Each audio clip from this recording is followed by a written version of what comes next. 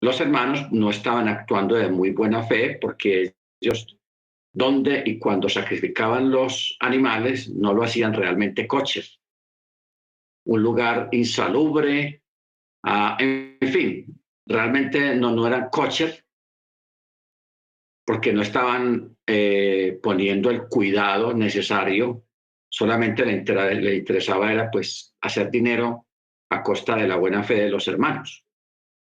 Hasta que los descubrieron, vieron pues las circunstancias de cómo estaban sacrificando, entonces se interrumpió la compra a estos hermanos de los pollos y gallinas kosher. No que la gallina no sea kosher o el pollo no sea kosher, la gallina y el pollo son kosher, son más bien hay que repartir las palabras de lo que es kosher y lo que no es kosher.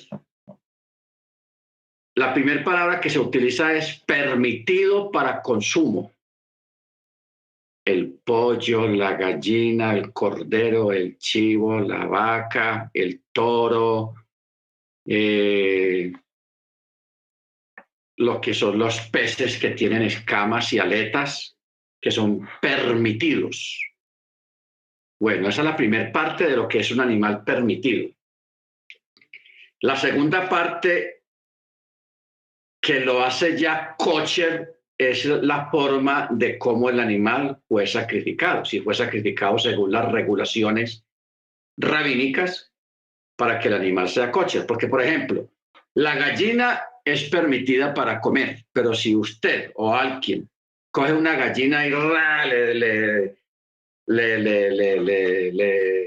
envuelve el pescuezo para matarla ahogada, que se ahogue, entonces, aunque la gallina es permitida, la forma como lo sacrificaron no es permitido para consumir, no es kosher. ¿Estamos? No es kosher. ¿Por qué? Porque primero la gallina murió en forma violenta, tuvo sufrimiento, porque una gallina para que le retuercen el pescuezo para ahogarla, eso lleva unos segundos, unos minutos, y esos son segundos y minutos de sufrimiento. Entonces, el animal, eh, en su defensa y en su desespero de esa forma de morir, de ser sacrificada, entonces expelió en su mismo organismo un líquido defensivo que contamina la carne, contamina su propio cuerpo. Entonces, por eso ya no es kosher. ¿Estamos? ¿Cuál es el proceso, por ejemplo, para sacrificar una gallina o un pollo? Tratarlo bien suavecito, suavecito y ¡jácate! Hacer el corte de una forma fulminante y repentino, sin error, que el animal no se da ni cuenta de qué fue lo que pasó. Murió sin darse cuenta de qué fue lo que pasó. Y luego de ahí hay que sacarle, extraerle toda la sangre, o sea, se cuelga en las patas y se permite que la sangre vaya cayendo de todo el cuerpo por el corte donde le hicieron por el lugar donde le hicieron el corte, por ahí le va a salir toda la sangre. Ya cuando el animal queda sin sangre, pues ya sí es permitido y ya es kosher. ¿Sí entendemos? O sea, una cosa es lo que dice la Torá de animal permitido para consumo humano, pero para que ese animal permitido para consumo humano sea kosher, tiene que ser sacrificado según las regulaciones rabínicas que el Eterno le enseñó a Aarón y a los sacerdotes. ¿Cómo era el corte? ¿Dónde se hace el corte? ¿Cómo hay que tratar el animal para que el animal no tenga miedo, ni se estrese, ni... Entonces un animal matado, sacrificado violentamente, tuvo estrés, tuvo miedo, tuvo pánico y eso contamina la carne. ¿Estamos? Entonces, hermanos, por eso es muy importante lo que dice el texto, no se hostigarán el uno al otro. O sea, cuando se hacen las cosas correctas, cuando usted vende un producto honradamente, diciendo que este producto es original, ¿ok? Y si usted dijo un precio y después cambió de precio, que por obtener más ganancia eso no es correcto. Usted tiene que sostenerse con el precio que dijo originalmente. ¿Estamos de acuerdo? Entonces, por eso cuando se hacen negocios de palabra, es muy importante sostener la palabra y no tirar ventaja, hermanos. Así usted pierda. Así usted pierda, pero procure ser honrado y ser correcto en lo que usted haga. Así sea para hacer un trabajo, que si usted es contratista y lo contrataron para hacer un trabajo en algún lugar, una casa, unas reformas, una pintura, un piso, un baño, lo que sea, y usted sostenga el precio que usted dijo originalmente. Amén. Ah, que los materiales se encarecieron, que pensaba, no, antes de uno hacer un contrato o un trabajo, uno tiene que averiguar los costos de los materiales, uno tiene que estar habituado porque así es como funcionan los negocios y los contratos. No después salir a la otra persona, no, es que vea, me lo va a tener que subir porque es que yo no sabía, los materiales subieron, yo no sé qué. ¿Qué está diciendo ahí? Que usted no averiguó bien cuánto valen los materiales. Y la persona se va a sentir mal, incómoda de que usted le suba el precio después de que habían acordado un determinado precio. Ya si en el trabajo resultan algunos gallos, como dicen, algunas extras, y el dueño es consciente, lógicamente, pues él le va a decir, no, yo soy consciente de que resultaron estas cosas que no estaban, y yo le voy a reconocer eso. Esa es la forma correcta de hacer las cosas. Amén. Bendito su nombre.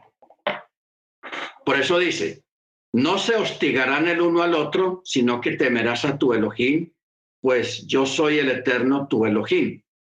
Cumplirán mis estatutos y guardarán mis leyes y los llevarán a cabo y habitarán en seguridad sobre la tierra. Verso 19. La tierra rendirá su fruto y comerán con provecho y habitarán en seguridad sobre ella. Y si ustedes dicen, aquí está hablando el Shemitah, entonces, ¿qué vamos a comer el séptimo año? He aquí, dicen ellos, he aquí que no sembraremos ni guardaremos nuestra cosecha. Entonces, el Eterno responde, yo mandaré mi bendición para ustedes y en el sexto año producirá una cosecha suficiente para 3 años. Ojo, para 3 años. O sea, lo que yo había dicho anoche, de que el Eterno en el sexto año, antes del año Shemitah, él iba a mandar una cosecha triplicada, duplicada o triplicada, para que no falte. ¿Ok?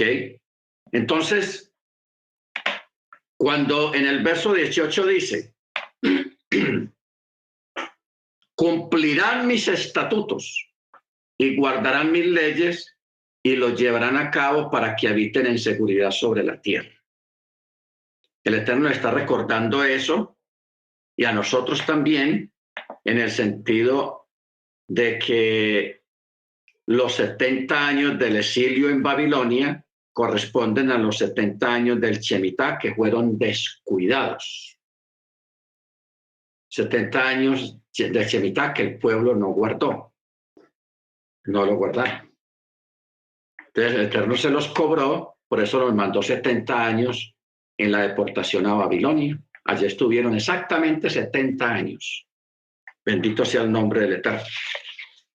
¿Todo por qué? Por tratar de hacer trampas al Eterno. Y el Eterno nos dice, no os engañéis. El Eterno, Dios, no puede ser burlado. Lo que uno siembra, eso recoge. ¿Ok? Bendito sea el nombre del Eterno. Entonces, por eso le estamos recordando de que estamos en un año Shemitah y mire lo que se nos está viniendo. Ahora, no tengamos temor, o sea, nosotros que estamos en la Torá, que tenemos conocimiento de lo que está pasando. No de lo que está pasando literalmente en este momento en el mundo, que Rusia, que Ucrania, que Finlandia, que Estados Unidos, que una cosa y que la otra, no. Nosotros sabemos es la fuente y la raíz de los eventos y de los acontecimientos, que es que estamos en un año Shemitah y que por esa causa nosotros debemos de participar en ese año Shemitah, aunque somos cosmopolitas, o sea, somos personas que ya vivimos en las ciudades, vivimos una vida muy diferente, no tenemos fincas donde estemos sembrando y sacando grandes cosechas, pero si hay una forma práctica de guardar el Shemitah es a través, como dijimos anoche, de condonar las deudas. ¿Qué más? A ver quién se acuerda. Ayudar a los pobres. Amén.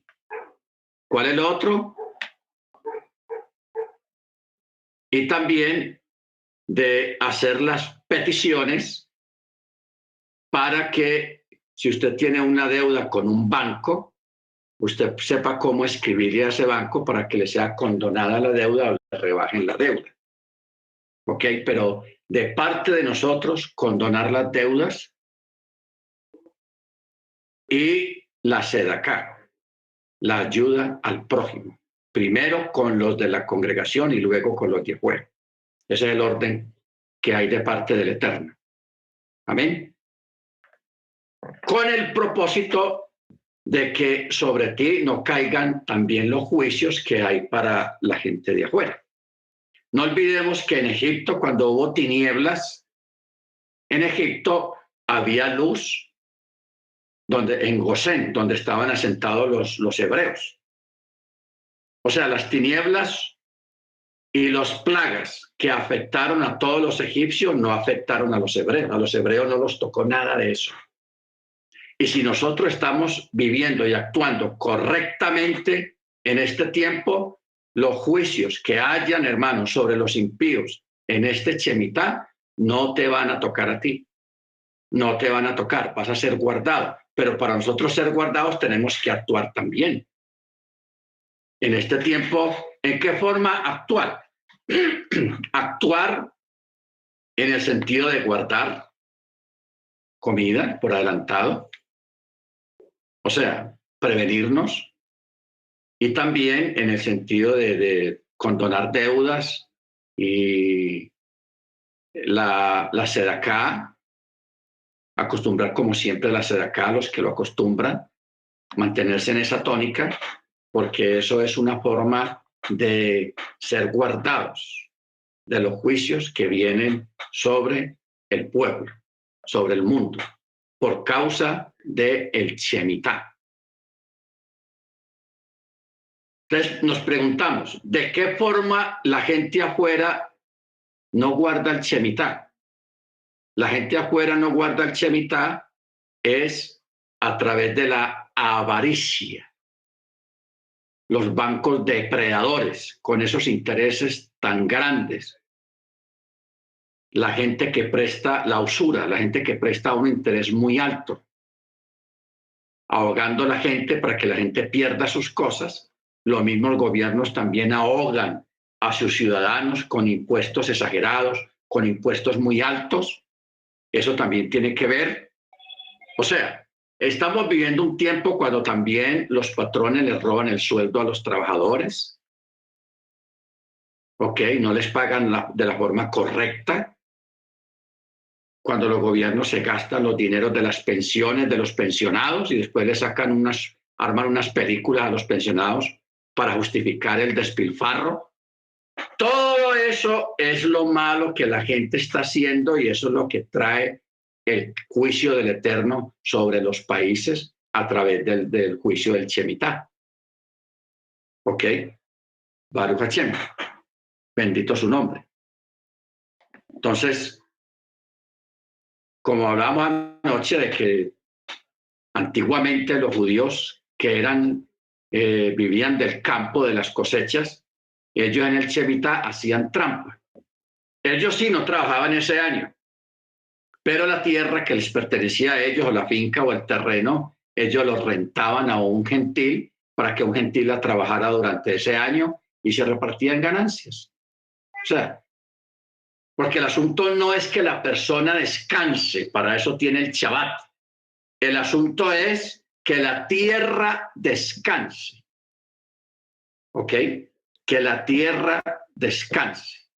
Por eso, hermanos, hablamos de lo importante anoche, hablamos de lo importante que es el Shabbat, que el Shabbat está repartido en tres dimensiones. Primero, el Shabbat de cada 7 días, luego el Shemitah de cada 7 años, y luego el jubileo, que es 7 veces 7, 7 por 7, 49. O sea, cada 49 años se celebra el jubileo, que también es un Shabbat Gadol, un Shabbat grande. Y todos tienen que ver con la liberación. O sea, siempre encontramos en las escrituras que hay unos periodos que, por ejemplo, el Shemitah, que son 49 años, está relacionado con el tiempo después de Pesach, se cuentan 49 días para celebrar la entrega de la Torá y los primeros frutos. Los primeros frutos. ¿Ok? Baruch Hashem. Y son exactamente 49 días. El Yobel se compone de 49 años, de microcósmico a macrocósmico. O sea, todo eso, hermanos, está relacionado y es bueno que usted lo entienda, que entendamos esta parte, al menos en referencia al Shabbat. Que el Shabbat comienza cada 7 días, luego se extiende cada 7 años, que es el Shemitah, y luego se extiende a 7 veces 7, que son los 49. Amén. Y si nos vamos aumentando 70 veces 7, ahí nos da otro numerito muy interesante, que eso lo vamos a ver en otra clase, cuando Yeshua dijo, cuando le preguntaron, ¿cuántas veces debo perdonar a mi hermano? ¿Qué dijo Yeshua? Hasta 70 veces 7. O sea, cuando usted multiplica 70 veces 7, a usted le va a dar un número y ese número tiene que ver con el Yobel también. 490. Tiene que ver con el Yobel porque el Yobel es muy importante. Tenemos que sacar una clase solamente para el Yobel. O sea, ¿qué significa el Yobel? ¿Qué significa el jubileo en este tiempo? Porque la palabra Yobel es jubileo en español. ¿Qué significa el Yobel en este tiempo? El jubileo, ¿qué connotaciones tiene para este tiempo moderno? ¿Qué significa en la escritura? ¿Qué significado tiene proféticamente también? Porque todo esto que estamos hablando es profético. El Shabbat, el Shemitah y el Yobel. Amén. Todo es profético. Igualmente, el conteo del Omer, que se hace después de Pesach hasta la fiesta de Shavuot, que eso se cumple en el 4 de junio. Junio 4 de este año es la fiesta de Shavuot. Baruch Hashem. Bendito su nombre. Sigamos. Bueno, pero vamos a parar primero y a ver quién tiene un aporte, según lo que dijimos la semana pasada, que estudiáramos cada uno esta parashá para ver qué entendía y qué aporte puede dar o qué pregunta, más que todo, qué pregunta, si la hay, puede hacerla. Entonces vamos a aprovechar este espacio que tengamos en este momento y para que luego sigamos. ¿Alguien tiene algo que decir, aportar o preguntar? Bien pueda. Acerca de esto que estamos mirando. Shabbat. Sí, hermano Ángel. Shalom, hermanos, bendiciones.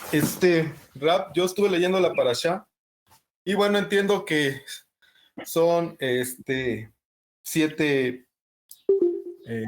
veces. En el último año son los 49 años.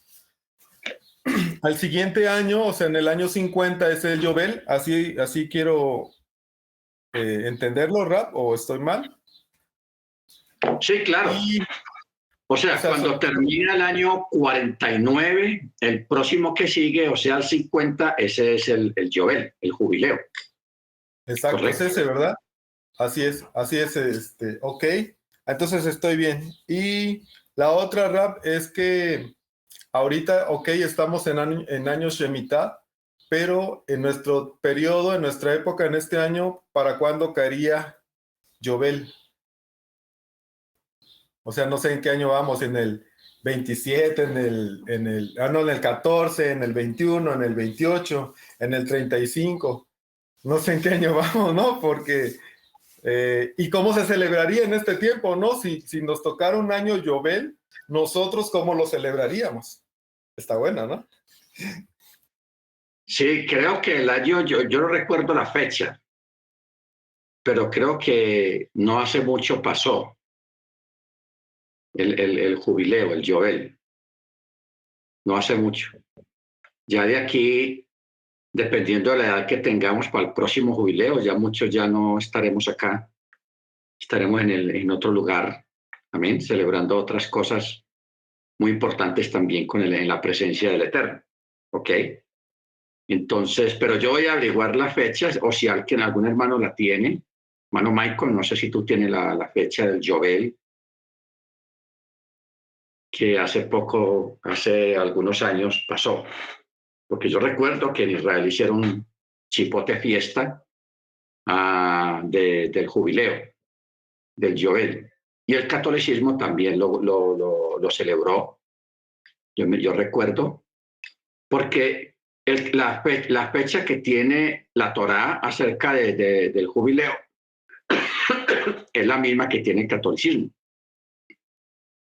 O sea, uno se extraña con el catolicismo que ellos conocen muchas cosas, pero ellos están pegados de su doctrina y de sus dogmas, los dogmas católicos que son infranqueables, y ellos no pueden salir de sus dogmas, o sea, quedaron atados y encerrados en esos dogmas, a pesar de que tienen conocimiento de muchas cosas de las escrituras. ¿Alguien más, hermanos, quiere decir algo, intervenir o aportar o preguntar? Bien puede. Shalom, shalom para todos. Hermana Ángela, bien puede. Pues More, yo también estudié la Parashá. Yo estaba como muy enredada y yo no entendía como esas fechas, no me daba pues como los versículos. Yo decía, ay Dios mío, pero ¿cómo así? No entiendo. De verdad le agradezco mucho al Eterno por su sabiduría y su forma y su paciencia de explicarnos las cosas. Anoche me quedó perfectamente claro en todo lo que usted nos dijo con respecto a los 7 días o sea, 7 días para el Shabbat, 7 años para el Shemitah y 48 años para el jubileo. 49. Perdón, 49. Entendí muy bien también lo que usted nos dijo, pues que debemos de acordarnos de los pobres, condonar las deudas y liberarnos de los prejuicios y los problemas que tengamos con algunas personas.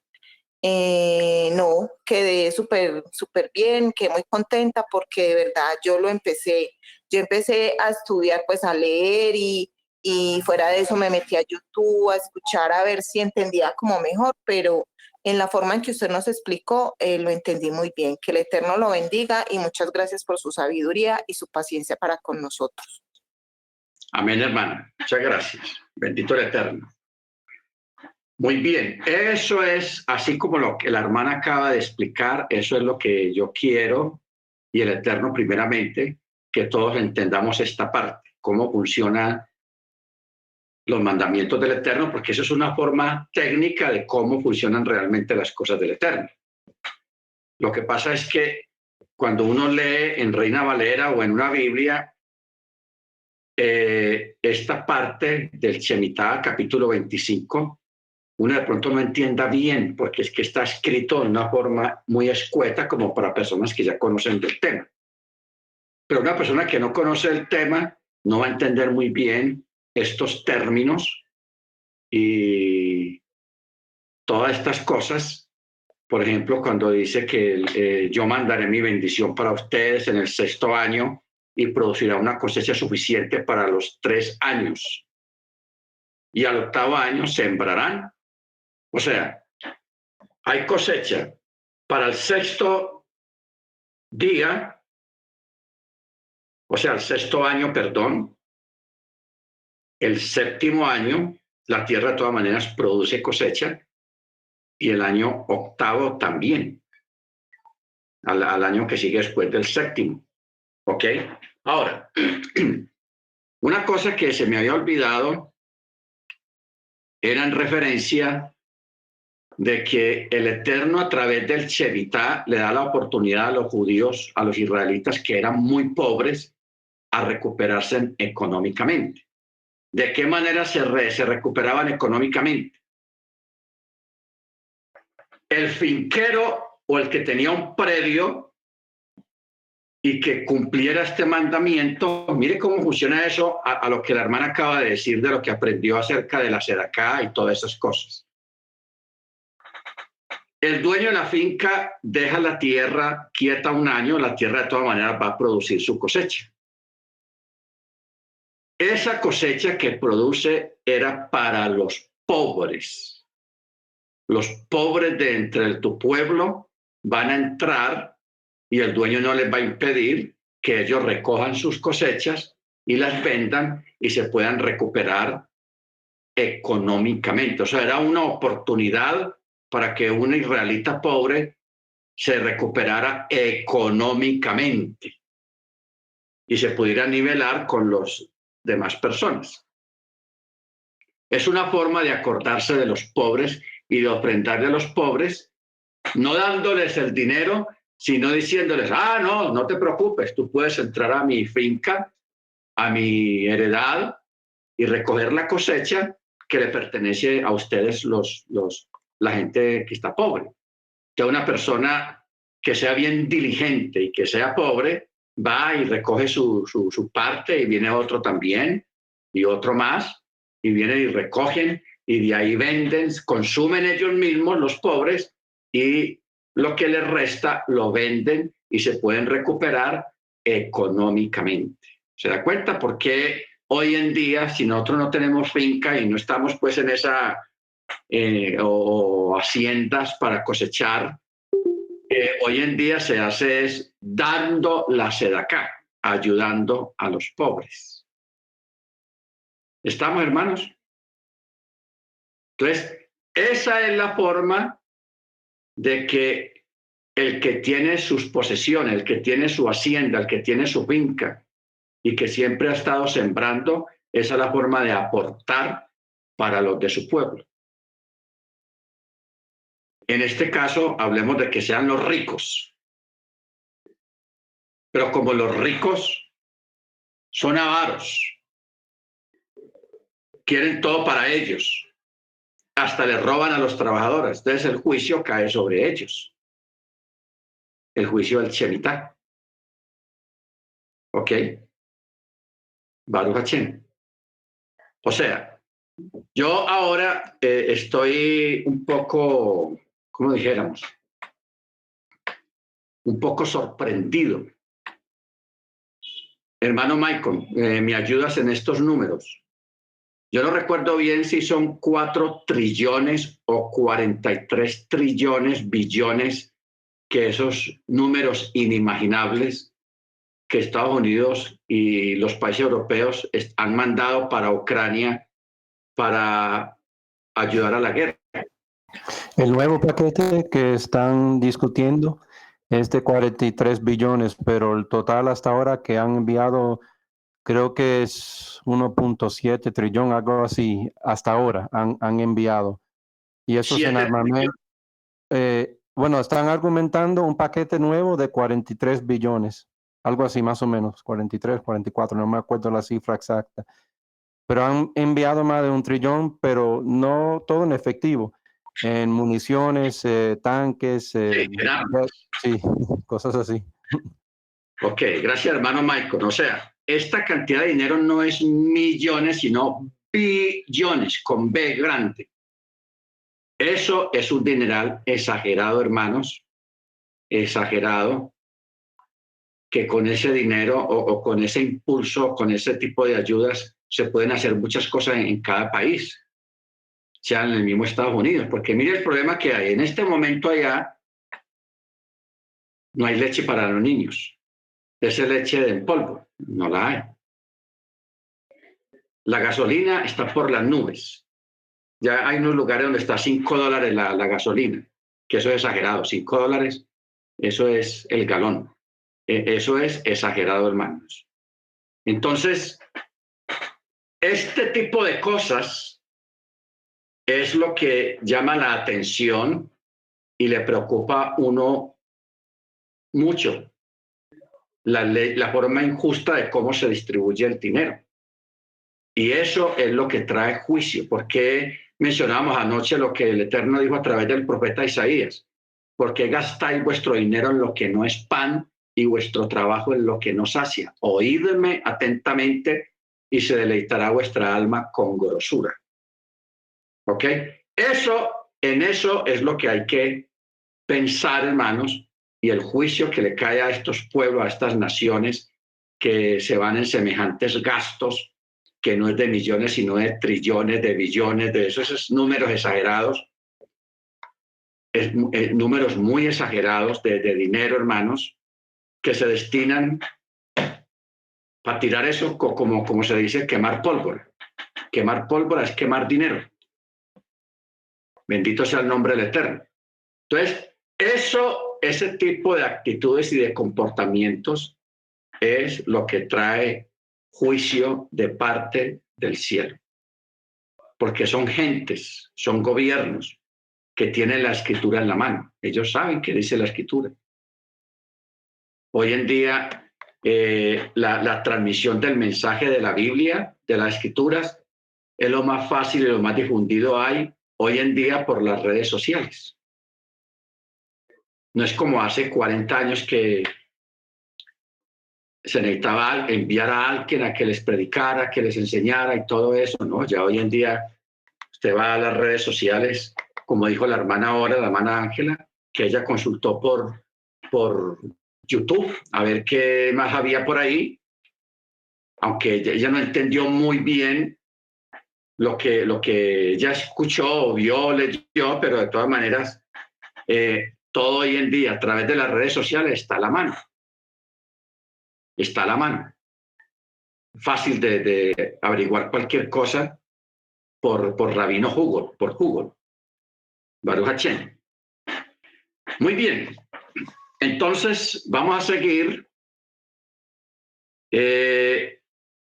Verso 21. Dice, yo mandaré mi bendición para ustedes en el 6º año y producirá una cosecha suficiente para los 3 años. Sembrarán en el 8º año, pero comerán de la vieja cosecha hasta el 9º año, hasta la llegada de su cosecha, comerán de lo viejo. La tierra no podrá ser vendida a perpetuidad, pues mía es la tierra, ya que forasteros y residentes ustedes son conmigo. Y en toda la tierra de su patrimonio, redención proporcionarán a la tierra. Si tu hermano empobrece, lo que estábamos mirando anoche, y vende su patrimonio, su redentor, el más cercano a él, vendrá y redimirá la venta de su hermano. ¿Qué es el redentor? El redentor es aquel que tiene el derecho legal, que es un familiar o un hermano del que empobreció y por causa de que empobreció tuvo que vender la propiedad o alquilarla. Entonces, cuando llega la hora del Shemitah o del jubileo, un hermano, un redentor tiene que redimir la casa para que no se pierda la heredad. ¿Ok? Por eso dice, su redentor, el más cercano a él, vendrá y redimirá la venta de su hermano. ¿Ok? Mire usted que la doctrina de la redención, la doctrina del Redentor, no es solamente a nivel de las almas de las personas, sino también a nivel de las heredades, de redimir. ¿Ok? O sea, eso abarca muchas cosas, la figura del Redentor. Porque aquí está hablando de un Redentor que va a ayudar a su hermano, o un familiar que va a ayudar a su familiar a redimir su casa. Ahora, mire lo que dice el verso 26.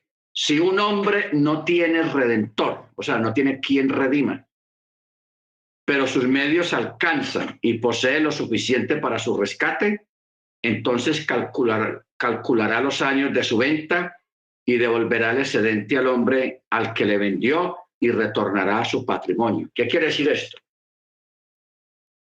Que el que había comprado la hacienda, la casa, que sabe que la tiene que regresar en el jubileo, él le va a cobrar un excedente al que le vendió, o sea, al dueño original, por algunos gastos. Estamos hablando de mejoras de la casa, que la pudo haber ampliado o pudo haber sembrado en otras áreas donde no se sembraba antes, sino que era puro maleza, todas esas cosas. El dueño le tiene que dar un porcentaje o un pago acerca de las mejoras que se hicieron, tanto en cosechas como en el terreno como de la casa. Eso es lo que está hablando acá. ¿Ok? Por eso dice, devolverá el excedente al hombre al que le vendió y retornará a su patrimonio. Pero si sus medios no le alcanzan para restituir, entonces su venta permanecerá en manos del que la compró hasta el año del jubileo. Y en el jubileo saldrá y regresará a su patrimonio. Si un hombre vende una casa residencial dentro de la ciudad, su rescate será hasta el término del año de su venta. Un año será su periodo de rescate, pero si no es redimida hasta que se le cumpla un año completo, entonces la casa de residencia en una ciudad que tiene una muralla será establecida a perpetuidad para el que la compró, para sus generaciones, no saldrá en el jubileo. ¿Ah? Mire usted el Eterno tan tenaz, como él sabía que en el futuro, o sea, en este tiempo, se iban a levantar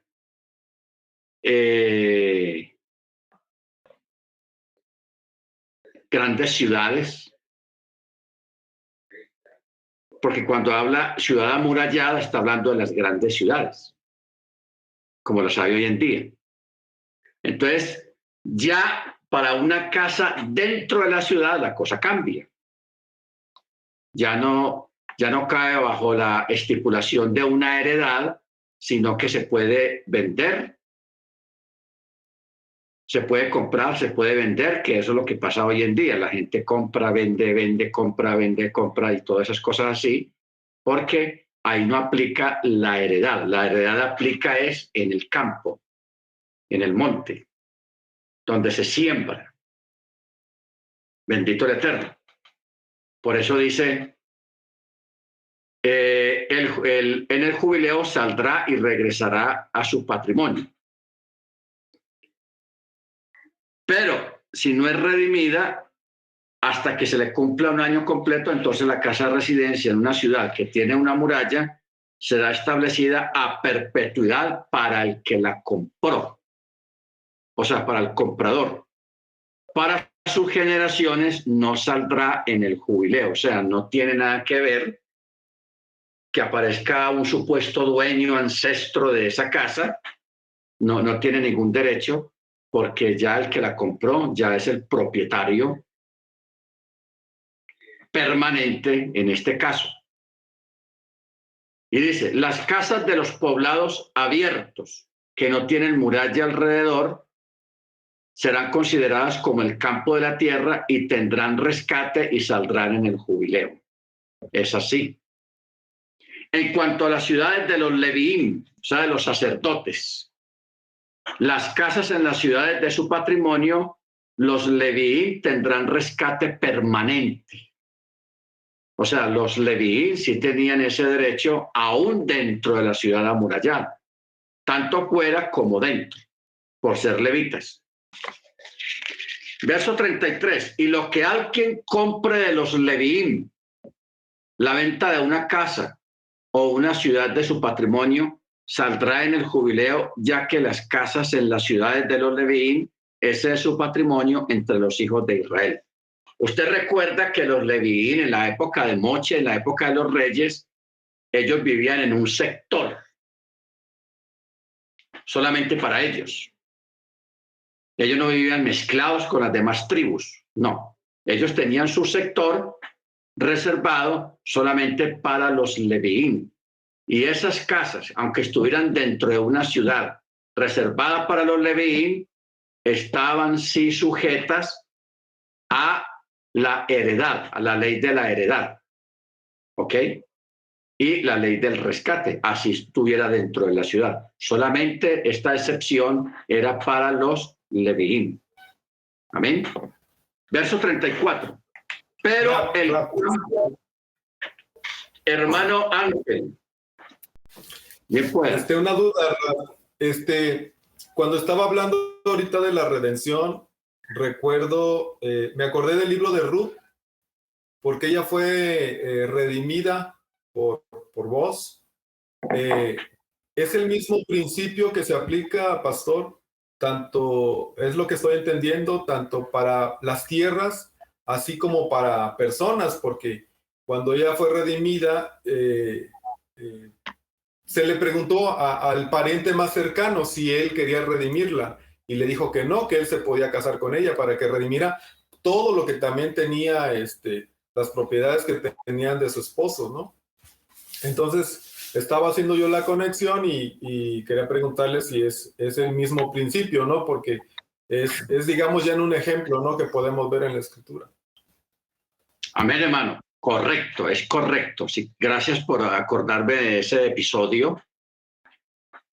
Este caso de las viudas, porque aquí no está hablando de una persona que está viva, sino que está hablando de una viuda,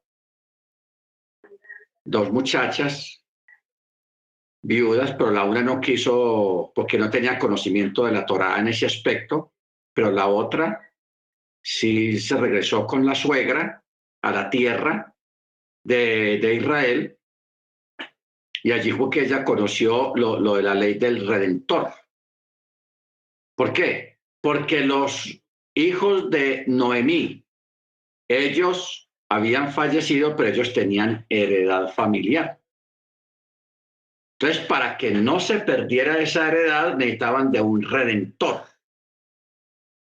En este caso, buscaron al redentor más cercano, no cercano en que vivía más cerca que otros, no, sino cercanos a nivel consanguíneo. A nivel consanguíneo, porque primero se busca un hermano carnal, luego se busca un primo, luego se busca un primo primero, o no, un primo segundo, un primo tercero, hasta que encuentran alguno. Entonces, en este caso, había otro que era más cercano, pero él ya tenía su heredad organizada y dijo, yo qué me voy a meter en esos rollos de tener otra propiedad y tener que tomar una extranjera como esposa. Y él dijo, yo no quiero. Entonces él renunció a su derecho. Renunció a su derecho porque en aquel tiempo, cuando fallecía una persona, un varón, en este caso, entonces la heredad de ese varón tenía que ser rescatado, pero dentro del rescate estaba la viuda, estaba la mujer. ¿Ok? ¿En qué sentido estaba la viuda? En que esa persona estuviera casado o no, la tenía que tomar la viuda y ya pues estaría dos esposas. Ahora, La jurisprudencia enseña de que una persona podía rescatar los bienes y tomar también, lógicamente, dentro de todo el paquete, digámoslo así, estaba la viuda. Él la podía tomar como esposa, pero si no le agradaba a ella, ya tenía que hacer una ceremonia para liberarla a ella. Liberar la mujer, la viuda, si no la quería como esposa, tenía que casarse con ella inicialmente, sí, pero luego, después del matrimonio, él podía hacer la ceremonia de la liberación de ella y le tenía que dar una indemnización para que ella pudiera sobrevivir, tuviera de qué vivir. ¿Ok? Ahora, esto, mire usted que las leyes que hay hoy en día en los países llamados democráticos, Estados Unidos, Canadá, Colombia, México, eso funciona así. Pero funciona de una forma más directa. ¿En qué sentido funciona eso? La pensión. Cuando una mujer, un hombre tiene su pensión y se murió, su esposa es la que ya se hace acreedora de esa pensión automáticamente, para que viva de esa pensión que tenía el esposo que falleció. ¿Ok? Eso es lo mismo de la redención, de lo que estamos hablando aquí. Simplemente que en la Torá se especificaba de que la mujer redimida y la herencia redimida del difunto, el que la redimía tenía que darle un hijo.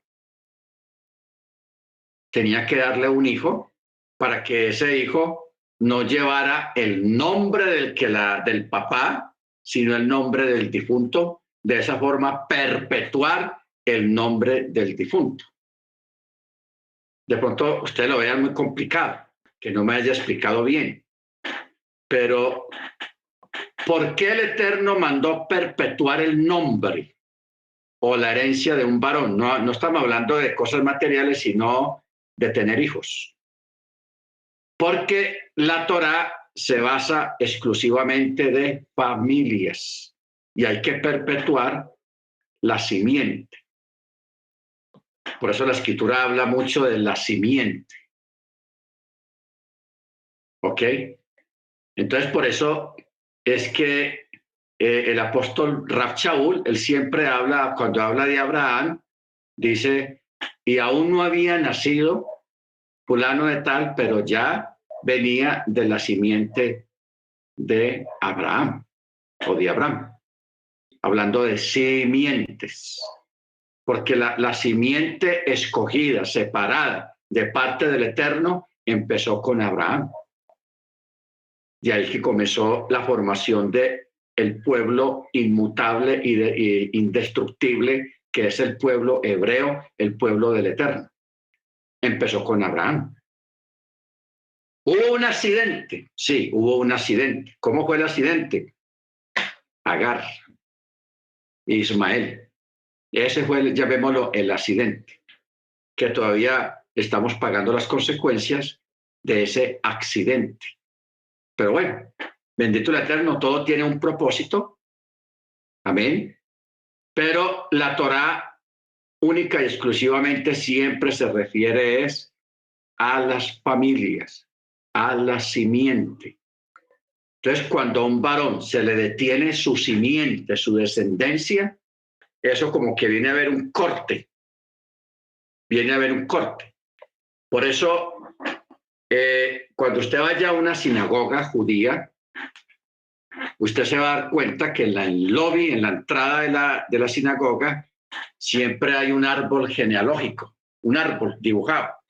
Y en las ramas están los nombres de las familias que asisten a esa congregación, pero muchas veces también ponen fulano, hijo de fulano, hijo de fulano. Por eso es que usted ve en las genealogías en la Escritura, en Levíticos, en Deuteronomio, en Reyes, en el mismo Mateo capítulo 1, siempre está hablando de genealogía, fulano, hijo de fulano, hijo de fulano, hijo de fulano, hijo de fulano, familias, simientes. Y mire que en muchos de ellos no hay interrupción. No hay interrupción. O sea, que se murió fulano y que murió sin hijos. ¿Qué vamos a hacer? No hay interrupción.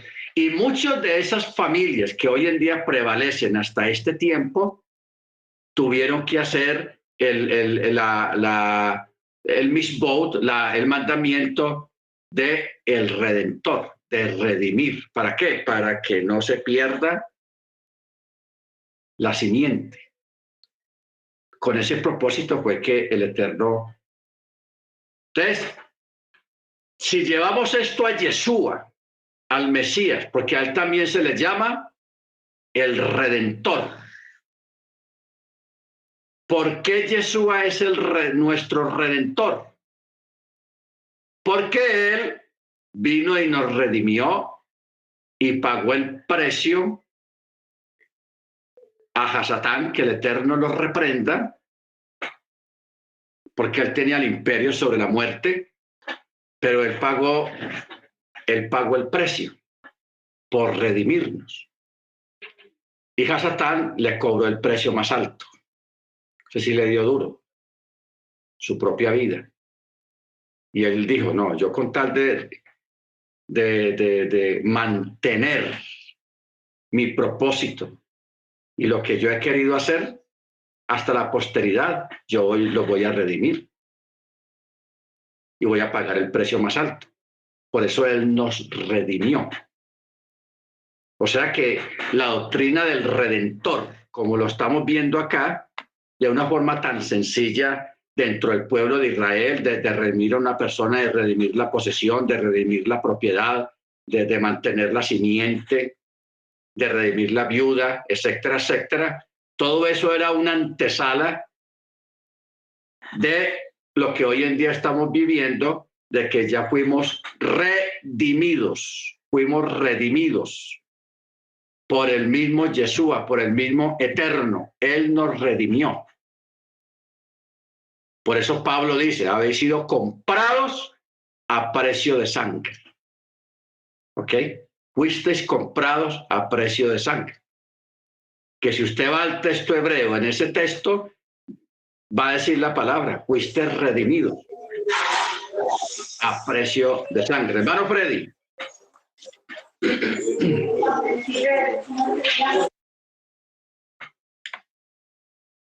Hermano Freddy, ¿ibas a decir algo o se te chispoteó el celular?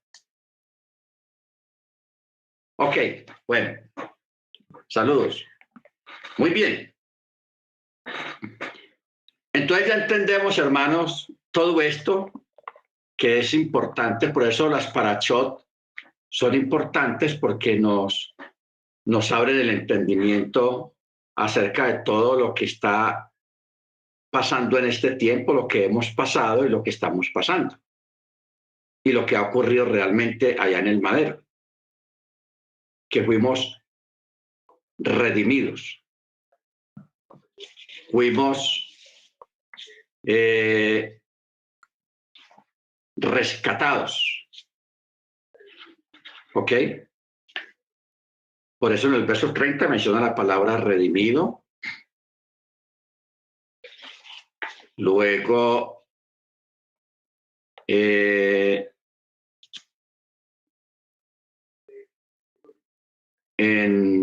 los levín tendrán rescate permanente, que es lo mismo que redimir. ¿Ok? Bueno, entonces sigamos. Verso 35. Si tu hermano empobrece y sus medios se tambalean, o sea, se ponen escasos, cerca de ti deberás sostenerlo, ya sea un prosélito o un residente, para que así pueda vivir contigo. ¿Ok? Ojo con esto. Si tu hermano empobrece, le dio una situación de pobreza, de necesidades, todos estamos en la obligación de ayudar a esa persona. ¿Ok? ¿Para qué? ¿Para qué dice? Mire cómo dice. Y temerás a tu Elohim para que así tu hermano pueda vivir contigo. Pero mire la advertencia. Y temerás. Y temerás. Ahora, en el verso 36, ya aquí habla de la usura.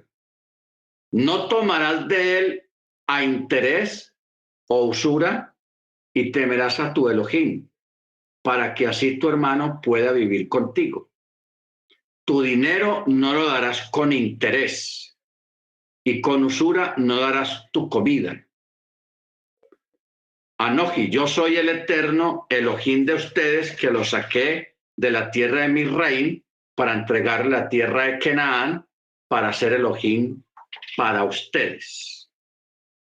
Ojo, tu dinero no lo darás con intereses. Ahora, cuando habla esto acá, acuérdese que esto que estamos leyendo acá es para el pueblo hebreo, para nosotros también, porque estamos en la fe y estamos bajo la cobertura del Eterno, del Ruach, y bajo la cobertura de la misma Torá. Entonces, pero ya con una persona no creyente, para una persona no creyente, sí puedes utilizar el interés, pero un interés normal que esté establecido por el gobierno, no un interés como hoy en día ese infierno del gota a gota. Ustedes saben, no sé si en México ya llegó el gota a gota, pero aquí en Colombia eso lleva muchos años, el famoso gota a gota.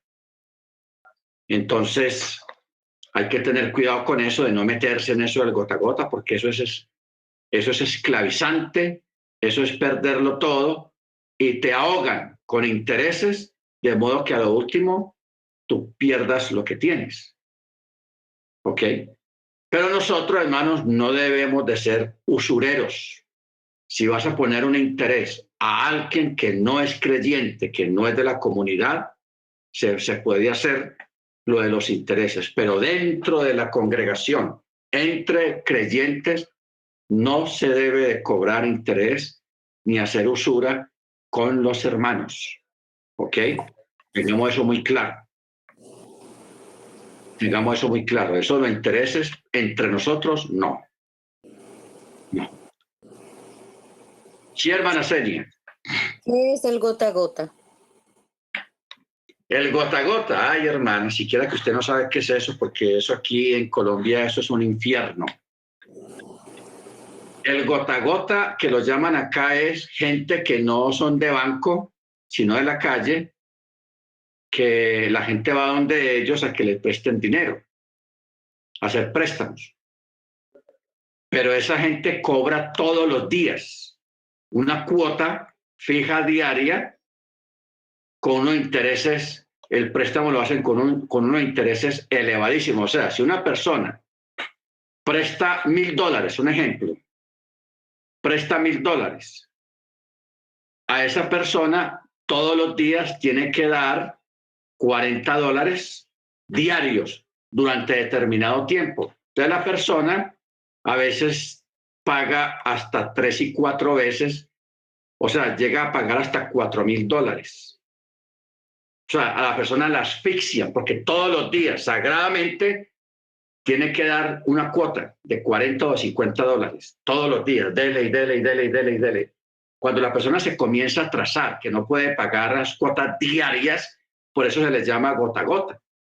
Toda la persona ya comienzan a amenazarla, y aquí han matado mucha gente y le han quitado sus cosas a mucha gente porque esas cuentas son asfixiantes, esos cobros son asfixiantes porque asfixian a la persona con presión, con violencia. Entonces aquí mucho han matado a mucha gente porque los ahogaron con esas deudas, porque eso es todos los días, tiene que dar la cuota por determinado tiempo. Entonces, eso es lo que llaman aquí el gota a gota, que eso existe en Ecuador, en Brasil En México no sé si allá existe el gota a gota, hermano Ángel, pero eso es una cosa que se está extendiendo a muchos países porque la gente a veces, amén, porque la gente a veces se acostumbran a eso del gota a gota. Se acostumbran a eso, entonces, pero eso es asfixiante, eso es una forma de tumbar la gente, porque ¿cuál es el problema? Que los bancos a veces prestan con intereses muy altos o le piden muchos papeles a la persona que quiera un préstamo, entonces por eso están los gota a gota, que ellos no le piden papeles ni nada. Ah, ¿cuánto necesita? Ah, tanto, tenga. ¿Cómo es el negocio? Ah, que todos los días nos tienen que pagar tanto y tanto y tanto y tanto y tanto diario. Y claro, la persona por salir de un apuro se mete en un negocio de esos, pero eso es meterse en un infierno porque eso llega a pagar hasta 4 veces la cantidad que prestó, si es que lo logra pagar. ¿Ok? Sí, hermano Ángel. Mano Ángel, ibas Sí, a decir lo algo. más parecido que hay aquí, Rap, aquí en México, es el de Banco Azteca, el de Ricardo Salinas Pliego. Bueno, aquí yo trabajé ahí, fui gerente de banco y el préstamo que se hace no está tan elevado como usted dice, como el gota a gota, es un interés más bajo, pero los pagos son a la semana. Entonces, creo que lo más cercano que pudiéramos ver a eso, porque pagar un interés diario creo que sí está terrible. A cualquier persona, como usted dice, Rap, lo truena, porque si está pidiendo prestado para salir en ese momento de ese apuro, no creo que dispongan al siguiente día, ya empieza a disponer de dinero para empezarse a capitalizar y pagar su deuda. Entonces, sí, yo creo que sí, muchas personas han perdido sus propiedades o, o muebles, ¿no? Porque dejan en garantía, me imagino. Ellos aquí, lo que máximo que llegué a ver es, les pueden quitar pantallas, celulares, estufas, hornos de microondas, todo eso se llevan, con tal de recuperar la inversión que hizo. Se llama Sí, eso es tenaz, hermano. Hermana Miriam. Hola, estoy escuchando, perdón hermanos, estoy escuchando lo del gota a gota. Yo me muevo mucho para Morelos y tengo una amiguita que vende taquitos de barbacoa de res y me llamó mucho la atención porque cada vez que iba yo siempre coincidía que iba una moto y una moto y una moto, hasta que le pregunté, se me hizo mi amiguita, y sí existe, tiene otro nombre, pero sí existe. Ella va préstamo sobre préstamo para ir tapando esa deuda y es diario llega la moto a cobrarle. A lo mejor no es una empresa reconocida, pero son particulares y sí existe esa situación. Yo lo he visto con gente, soy docente y pues interactúas con todo tipo de personas, con todos los niveles y es triste la situación hasta que está cerca de personas con muy bajos, pero muy, muy bajos recursos económicos. Y es que mi amiguita, su hija tiene cáncer, entonces ha tenido que recurrir a préstamos sobre préstamos. Entonces, sí existen, andan las motocicletas todos los días y no nada más a ellas. Yo lo he visto mucho con los comerciantes, se da mucho ahí en esa área y es triste. Y por otra parte, el espacio, a mí me está ayudando mucho su clase, porque yo siempre me ha gustado conocer la legalidad del reino y me siento bien ignorante en el sentido de que hay mucha información que no conocemos, las leyes del rey que no conocemos y que de manera inconsciente estamos cayendo en violación a la ley, ¿no? Y a veces nos llegan situaciones que no entendemos hasta que logramos encontrar la raíz. Por ejemplo, yo cuando estoy escuchando, pues me estoy dando cuenta de muchas situaciones que por ignorancia uno o he ido cometiendo, ¿no? Y he vivido las consecuencias. Pues yo voy a seguir aquí pendiente para seguir aprendiendo lo más que el rey me permite y gracias por por su tiempo y por el proceso que me está llevando. Amén. Amén. Gracias, hermana. Bueno, entonces, hermanos, o sea, nosotros sabemos que esa forma de préstamos no es correcta, eso no es bueno, ni eso honra la Torá, el gota a gota o esos préstamos así tan ventajosos, y que nosotros no debemos de estar metidos en esos rollos del gota a gota, ni tampoco meternos mucho en las famosas pirámides, esas pirámides para hacer dinero rápido, etcétera, etcétera, que eso pues es perder el dinero y eso tampoco honra la Torá. Amén. Aquí en Colombia pues han habido muchos casos de esas grandes pirámides. En Estados Unidos también han habido varias pirámides muy famosas donde han tumbado miles y miles de personas porque pensaron que se iban a ser millonarios rápidamente de la noche a la mañana. Por eso, mire la problemática que se está manejando hoy en día con lo del Bitcoin. La gente que se está metiendo en las monedas virtuales. Que yo quisiera que el hermano Michael nos explicara algo acerca del funcionamiento de las monedas virtuales, o sea, el Bitcoin.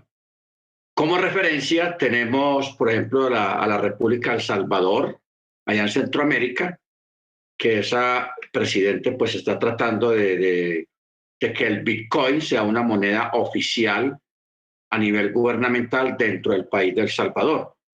Y eso pues ha traído problemas y ha perdido mucho dinero. En otras partes hay gente que gana dinero, o sea, eso es algo muy relativo, pero que nosotros debemos de aprender y de saber acerca de este asunto del Bitcoin. Hermano Michael, ¿qué nos puedes decir sobre el Bitcoin? Shalom. Bueno, las monedas cripto en sí, el concepto no es algo malo, pero siempre y cuando tenga respaldo. Hay algunas cuantas que están respaldadas por oro o plata, pero son menos de 10 y hay miles y miles y miles de criptos. Pero el gran propósito es lo que habla Apocalipsis de una moneda, y esa moneda va a ser la electrónica. Cada banco central de los países mayores como Canadá, Inglaterra, Israel, los Estados Unidos, Australia, la Unión Europea, están saliendo los bancos centrales con su propio moneda cripto. Se cree que en la de los Estados Unidos le van a decir Fedcoin, como federal, Fedcoin, moneda federal. Entonces, ¿cuál es el problema con esto? Básicamente es, ellos con eso pueden crear un sistema, y ya lo están haciendo como en la China, que es un sistema social, crédito social. En otras palabras, el ciudadano que se porte bien, basado en las leyes de ese partido comunista de China, le dan ciertos derechos, y si no se porta bien, le quitan derechos. Entonces, con esa moneda electrónica, ellos saben exactamente lo que uno compra. Y si no le gusta lo que está comprando, por ejemplo, si es un partido izquierdista, como lo que tenemos en los Estados Unidos, y yo me pongo a comprar balas y revólveres, ellos pueden trancar esas transacciones, porque como controlan la moneda, saben lo que estoy comprando 100%, pueden controlar eso. También pueden empezar con intereses negativos en los bancos. Eso es cuando uno deposita, por ejemplo, $100, y al fin del año te devuelven 98 o 95, depende del porcentaje de negatividad. Cuando la moneda es electrónica, ¿qué es lo que pasa? Te atrapa, porque si fuera efectivo en físico, uno dice, no, a mí no me van a pagar intereses negativos. Voy al banco y saco mi efectivo y lo meto abajo la cama. Pero con la moneda electrónica no hay esa opción. También, si el gobierno piensa que uno es culpable de un fracaso de ley o algo así, no le gustó lo que hizo, el gobierno, por ejemplo, puede venir y decir, no, usted nos debe 20% de impuestos. En los tiempos que tenemos ahora, uno va a la corte y pelea eso, y luego si ellos ganan, uno le entrega el efectivo. Pero con ese sistema de la criptomoneda, ellos te pueden debitar, hacer un débito de tu cuenta bancaria antes de debatir en una corte si usted es culpable o no. Entonces, sí, es un, en fin, es algo malo en mi mente, porque si el dinero que tenemos ahora en el bolsillo, los billetes, el peso colombiano, mexicano, el luni en Canadá, el dólar en los Estados Unidos, si ese billete no está respaldado por nada, es dinero falso. Y el cripto es lo mismo. Si el cripto no está respaldado por nada y en los Estados Unidos no va a tener respaldo porque no tienen oro, eso es una mentira que tienen oro. Entonces es el mismo juego, pero peor. No resolvieron nada para nosotros. Basado en la escritura, el dinero debe ser oro y plata. Eso es la solución, regresar a eso, y eso va a pasar en un futuro porque eso lo habla Apocalipsis. Pero antes que llegue ese tiempo, sí, estamos en problemas si ellos siguen con esto de la criptomoneda. El Bitcoin en sí y esas monedas, la mayoría son un pirámide, lo que usted acaba de decir. Entonces, en cada pirámide, la persona que entra primero o temprano es el que gana. Las personas que entran tarde o temprano son los que pierden, porque los primeros se van antes que se quiebre el pirámide. Ese es el problema, pastor, pero sí puede ser algo bueno si lo usan bien, pero conociendo al humano, que siempre el corazón inclinado al mal, yo creo que va a terminar en algo malo. Los propósitos van a ser nada bueno. Ese es mi aporte, pastor. Gracias, hermano Michael. Muy importante. Porque ya aquí tenemos al hermano Michael, que tiene mucho conocimiento de economía, de inversiones y de cómo funcionan muchas cosas. Igualmente el hermano Ángel, quien también pues tiene mucho conocimiento de números y de asuntos de dinero. Bueno, en síntesis, hermanos, respecto a esto es de que nosotros mejor sostenernos de nuestro propio trabajo. Amén, trabajar.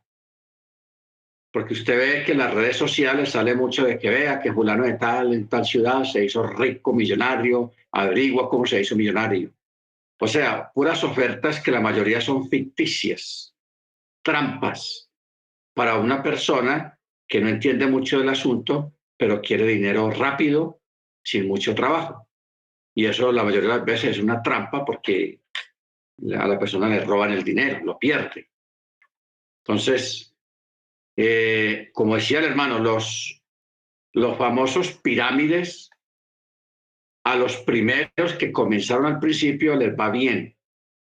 Cuando ellos recuperan lo que hayan invertido, se salen con bastante dinero, y los que entran después o más tarde, esos son los que pierden, porque los que van entrando después son los que alimentan el bolsillo de los que entraron primero. Y el dueño de que está haciendo eso, cuando la persona ya tiene mucho dinero, desaparece el mapa y todos los inversores que entraron a lo último a invertir dinero ahí, se lo perdieron todo. ¿Ok? Entonces, los gobiernos, a raíz de esto, están volviéndose un poco flexibles con la ciudadanía, porque ese es el problema, que usted va a hacer un préstamo a un banco y los bancos le piden a usted un montón de papeles y de cosas, que muchas veces de pronto usted no califica con todo lo que le están pidiendo. Entonces, ¿qué hace la persona? La persona va a la calle, acude al cuentagota, al gota a gota, acude a esos prestamistas callejeros que cobran de forma excesiva los intereses, y eso ahoga a la persona, y la persona a veces pierde todo lo que tiene porque no fue capaz de cumplirle a esa gente. Y contra eso no hay protección gubernamental porque esa gente no es legal, no están legalizados, no son una institución legal que tenga su personería jurídica, que tenga lo que exige la ley en cada país, no, son gente de la calle por ahí que andan en moto o en carro y viven prestando de esa manera, explotando a los demás. Entonces, mire, la palabra que se usa para necheja,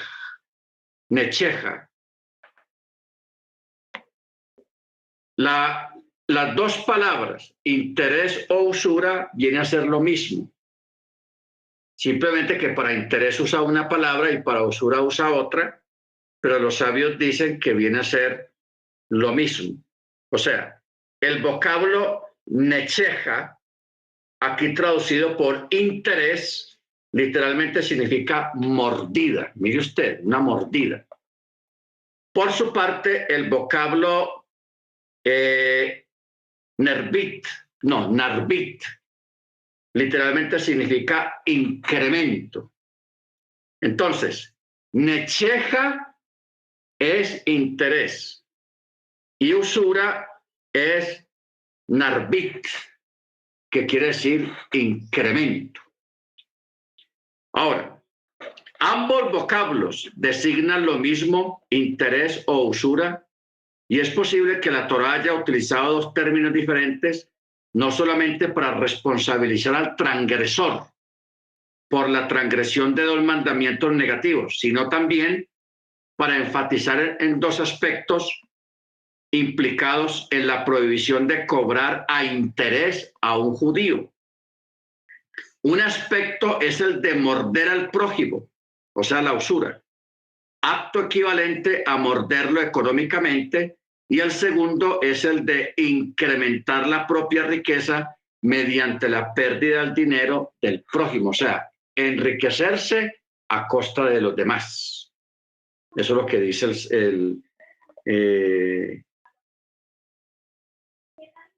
lo que dice. Ahora, puesto que no está prohibido pedir prestado con interés de un gentil, un judío podría afirmar que el dinero que presta otro judío no es de él, sino de un gentil, y que por eso se ve obligado a prestarlo con interés. O sea, esto es una forma de hacerle la vuelta o la jugada para meterse en este tipo de negocios. ¿Ok? No decir, tomar la excusa de que no, este dinero no es mío, ese es de otra persona, para así justificar el prestar con intereses altos a un judío. ¿Ok? Bendito sea el nombre del Eterno. O sea, tengamos claro esto. Entre nosotros los hermanos no se debe acostumbrar prestar a interés, o sea, con usura, porque la palabra correcta es usura. Si a una persona no creyente viene donde usted, que es prestamista o lo que sea, y quiere a esa persona no creyente, sí le puede cobrar un interés, pero no muy alto, o sea, que no caiga dentro del apelativo de usura, sino un interés normal, razonable, que tampoco empobrezca a la persona. O sea, se trata de no abusar ni de tu hermano creyente, ni de la persona no creyente tampoco. Hay que ser correctos en ambos bandos, en ambos lados, o con ambas personas.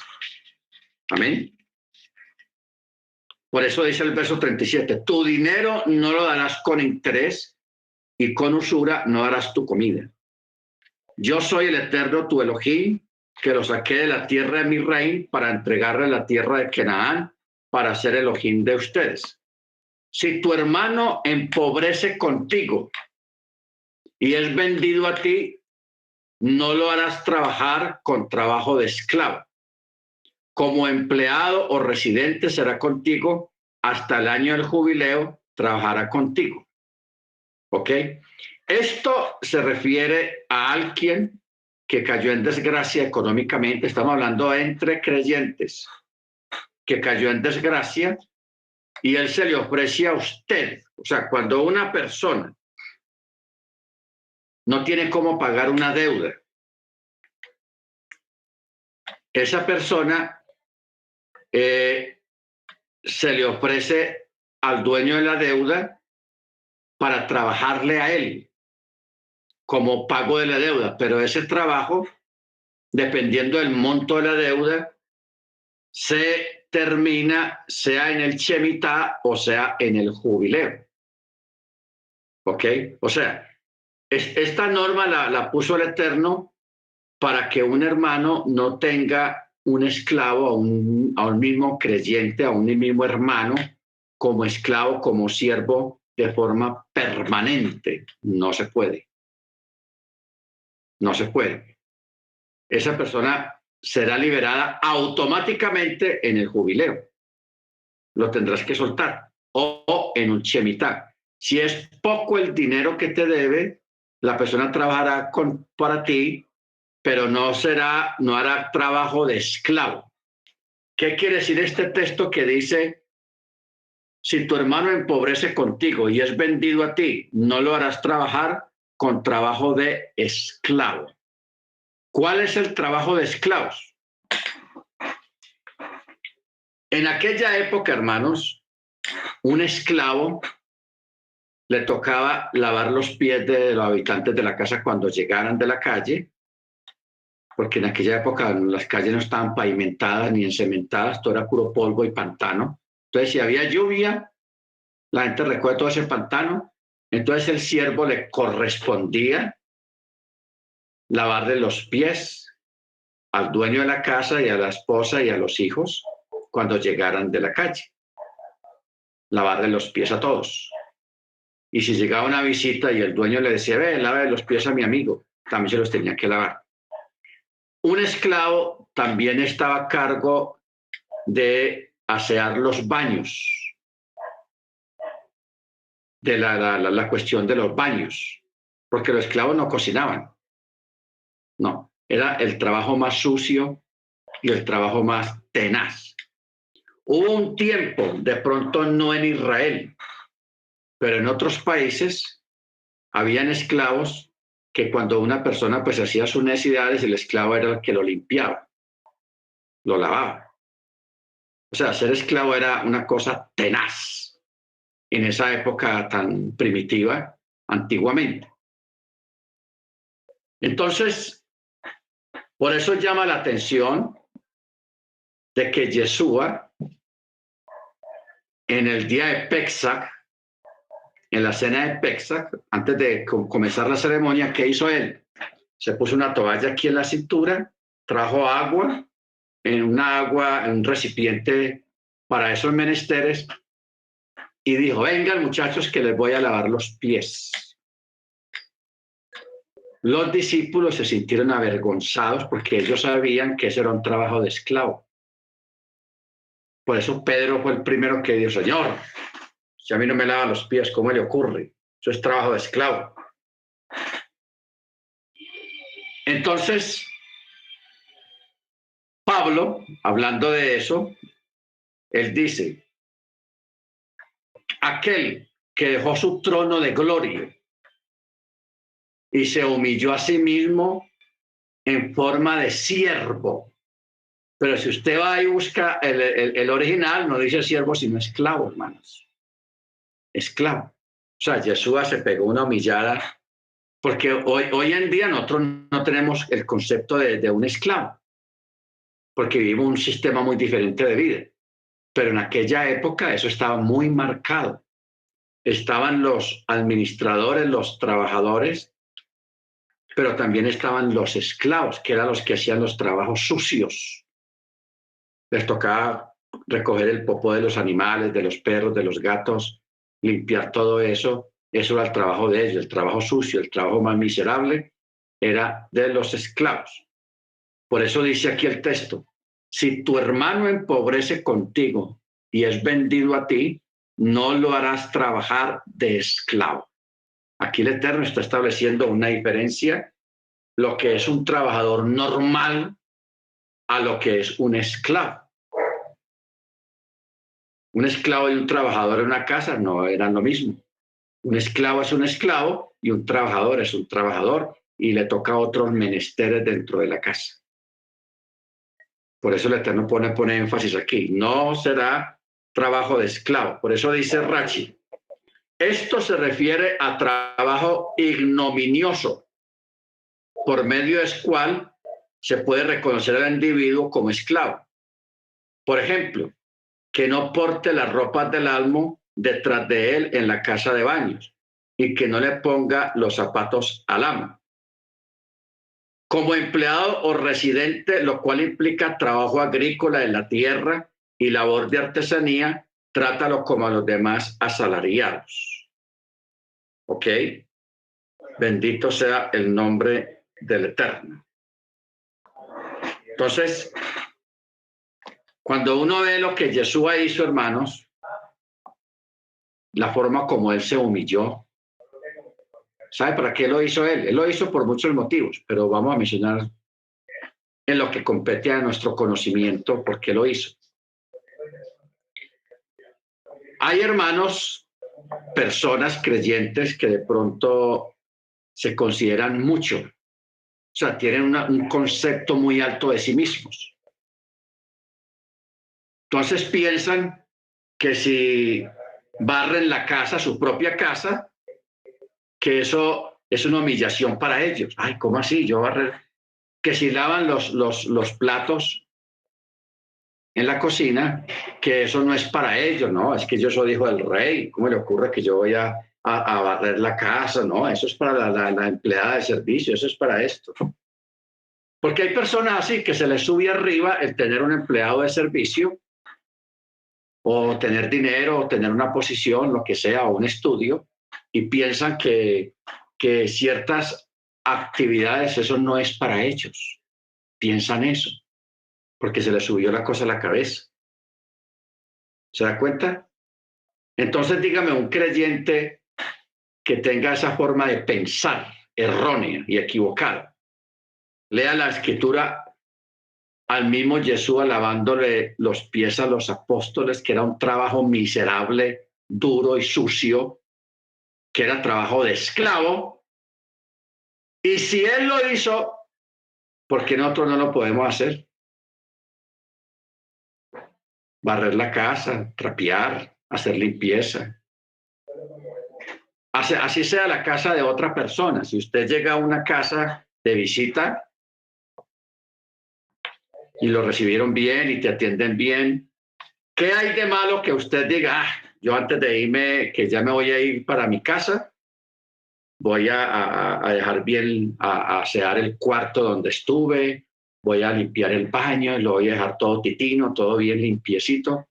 ¿Qué le quita o qué le pone a usted eso, hermanos? Hacer cualquier labor, si Jesús ya lo hizo. Y él no tenía necesidad de hacerlo.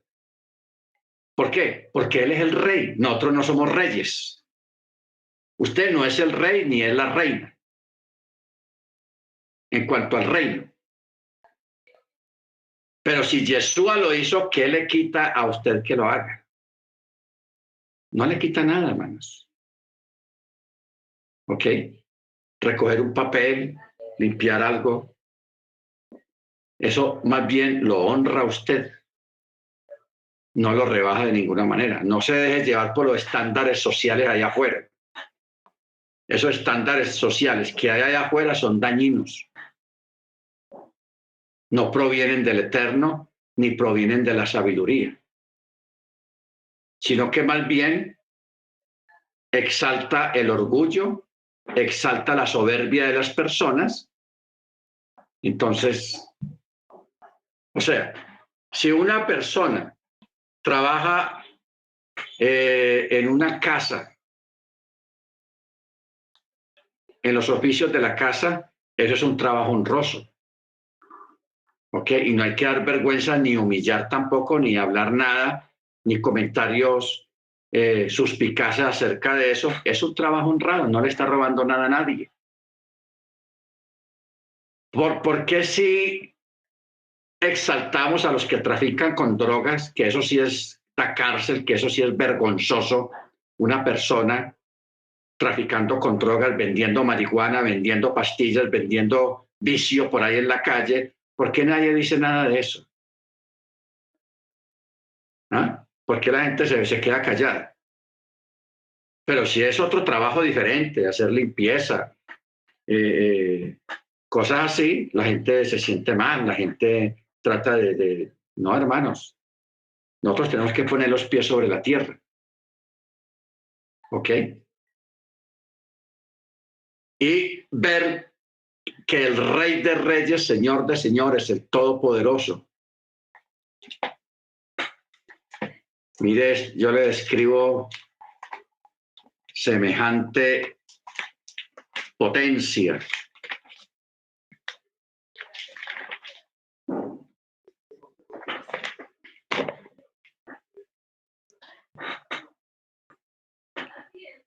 Apocalipsis 1:13.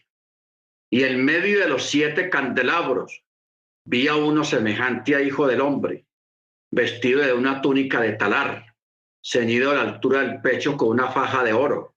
Su cabeza y los cabellos eran blancos como lana blanca, como la nieve, sus ojos como llama de fuego, sus pies eran semejantes al bronce bruñido, como un horno encendido, y su voz como el estruendo de muchas aguas.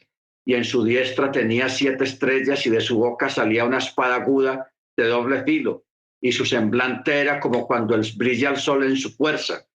Cuando lo vi caí como muerto a sus pies, pero él puso su diestra sobre mí diciendo: no temas, yo soy el primero y el último, el que vive, y aunque estuve muerto, pero he aquí vivo por los siglos de los siglos, y tengo las llaves de la muerte y del Hades. Escribe pues las cosas que has visto, las que son y las que están a punto de suceder después de estas. Entonces, hermanos, aquí está hablando de Yeshua, el que tiene el título del Rey de los Reyes, Señor de los Señores, el Todopoderoso, el Creador de los cielos y de la tierra, el que es la Torá viviente. Pero cuando estuvo aquí en los días de su carne, en la tierra, que fueron 33 años aproximadamente, le tocó probar lo que son los calores de Jerusalén, de Israel, de Jericó, de Nazaret, de Tiberíades. Le tocó comer como come todo el mundo y comer pobremente. Le tocó vivir los sinsabores de la vida, el desprecio, el menosprecio, las burlas, las groserías que le decían. Porque a él le llegaron a decir: usted es hijo de fornicación. O sea, un bastardo, le dijeron bastardo. O sea, le dijeron cosas fuertes. Y como remate, hermano, lo último que hizo fue lavarle los pies, o sea, hacer obra de esclavo. Eso es tenaz. Pero cuando él le dice a Pedro: si tú no te dejas lavar los pies, no tendrás parte conmigo en el reino. ¿Qué dijo Pedro? Ah, no, señor. Si la cosa es así, no solamente los pies, sino las manos también. ¿Ok? Ahí mismo reaccionó. Bendito sea su nombre. Entonces, para que nosotros hoy en día digamos de que yo no puedo hacer eso, que porque eso no va con mi categoría o mi estatus social o mi chequera, no, hermanos, dejemos eso a un lado. Seamos sencillos, seamos humildes, que eso honra. El orgullo y la falta de modestia y la falta de humildad, eso lo detesta el Eterno, lo detesta. ¿Qué dice él? Al altivo lo mira de lejos, ¡hola! Pero al humilde lo tiene a su lado. ¿Por qué? Porque él fue humilde y él es humilde. Amén. Yeshua pudo haber escogido vivir en un palacio, nacer en una cuna real o en una familia rica, pero mire, ¿dónde escogió vivir él? Una familia sencilla, humilde, nada de clase alta, nada de esas cosas. Bendito su nombre. Entonces, tomemos eso, hermanos, como referencia para que cumplamos lo que acabamos de leer acá. No lo harás trabajar con trabajo de esclavo. Y dice, verso 40, como empleado o residente será contigo, hasta el año del jubileo trabajará contigo. Entonces saldrá de ti él y sus hijos junto con él y retornará a su familia, y al patrimonio de sus ancestros retornará. pues ellos son siervos míos, a los que saqué de la tierra de Misraim, no podrán ser vendidos por venta de esclavos. No los subyugarás por medio de trabajo quebrantador y temerás a tu Elohim. Tu esclavo o tu esclava que puedas poseer de las naciones que los rodean, de ellos podrán comprar esclavo o esclavas. De otras naciones, si hay esa capacidad y esa necesidad, se puede. ¿Ok? Porque antiguamente se acostumbraba a comprar esclavos. Eso era normal. En este tiempo no es normal. Nosotros no estamos acostumbrados a eso. No es normal. Eso de tener esclavos. Y hoy en día esta parte no aplica para nosotros porque no estamos en tiempos de esclavitud, etcétera, etcétera. Y que nunca nos metamos en un rollo de eso de tener esclavos, porque eso de pronto en algunos países sí lo hacen. Engañan a una persona con un trabajo muy bueno en el extranjero y cuando llegan allá los esclavizan, los obligan a trabajar, que tienen que pagar el pasaje, que el pasaporte, que la visa, que yo no sé qué, que si no te ha hecho inmigración. Eso es injusto y eso de parte de nosotros no podemos hacer eso. Jamás, jamás que nosotros tengamos ese tipo de comportamiento. Amén. A ver quién tiene algo más para aportar acerca de esto. Bien puede, hermanos. A ver los que estudiaron la paracha. Pastor, quería decir algo de la gasolina, los precios. Sí. Lo que están haciendo los elitistas, como ellos en Davos, el Klaus Schwab, él dijo que las personas no van a ser dueños de nada, pero van a estar felices. Entonces, es como un comunismo global que quieren ellos. Entonces, el propósito con aumentar los precios de la gasolina es ellos no pueden hacer que el carro sea ilegal. Y acuérdate que estos son gente que bajo el manto de proteger la tierra, ellos quieren eliminar los carros, pero no tiene nada que ver con las emisiones ni la polución ni nada así. Es más, ellos no quieren que la clase nuestra tenga transporte. Entonces lo que hacen es, en vez de pasar una ley que los carros sean ilegal, porque ellos saben que la gente no van a soportar eso, suben la gasolina al punto que la gente va a decir, yo no puedo más con un carro y lo venden y se quedan sin carros y rodean con bicicletas como lo hacen en China comunista. Lo mismo es con las balas. Ellos saben que no pueden en los Estados Unidos decir las armas son ilegales porque el pueblo se le va en contra. Entonces lo que hacen es suben las balas, siguen subiendo y siguen subiendo hasta el punto que son tan caros que la gente dice, bueno, ¿por qué tengo armas? La vendo o no la compro porque mira el precio de las balas. Entonces, como una manera indirecta de quitar a los nacionales o ciudadanos comunes de la clase media, baja o hasta media alta, sus bienes. Ese propósito de ellos es quitarnos todos lo que tenemos, bienes raíces, carros, lo que sea, y quedarse ellos con todo eso. Ese es el propósito de ellos. Es básicamente un comunismo global, la visión de ellos, y en Apocalipsis se habla de ese tipo de gobierno global. Pero sí, una manera de hacerlo como a lo escondido. Amén. Sí, así es, hermano. ¿Quién más quiere aportar, hermanos? Bien pueda. Hermana Beatriz, hermana Angélica, hermano Freddy, hermana Ángela, hermana Senia. Sí, referente a lo que el hermano Michael está diciendo, acá está igual y se escucha bastante eso que él dice. Ahora han sacado los Hyundai, los carros eléctricos. So, acá está mucho y los Tesla son los carros eléctricos. So, para ir tirando los carros de gasolina. So, esa es una de las nuevas modas ahora. So, como la gasolina está tan cara, porque acá la encuentra en algunos sitios hasta $7. Es terrible, el precio está por las nubes.